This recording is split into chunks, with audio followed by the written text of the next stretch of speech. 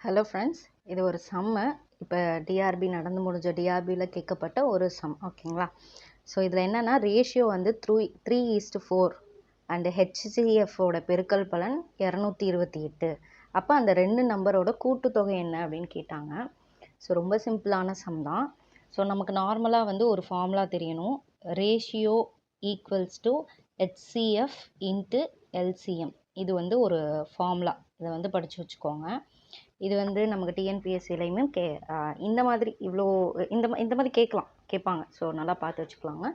So ratio is equal to HCF into எல்சிஎம்ன்றது formula, ஓகேங்களா? Ratio அப்படின்னா அந்த ரேஷியோவை போடணும், ஓகேங்களா? 3x இன்ட்டு, அதாவது மல்டிப்ளிகேஷன் அர்த்தம், 4x ஈக்குவல் டு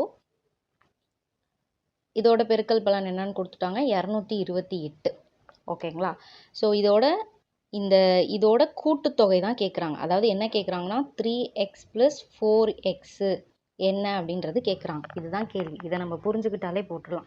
இப்போ இதை மல்டிபிள் பண்ணோன்னா 2x² = 2028. x² நீங்கள் அடித்து கொடுத்தீங்கன்னா 169 வரும், ஓகேங்களா?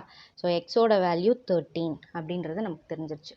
ஸோ எக்ஸோட வேல்யூ 13னா நம்ம இதை அப்படியே சப்ஸ்டியூட் பண்ண வேண்டியதுதான். 4x = 3 × 13 + 4 × 13. ஸோ ஆன்சர் பார்த்தீங்கன்னா 91 அப்படின்றது வரும்.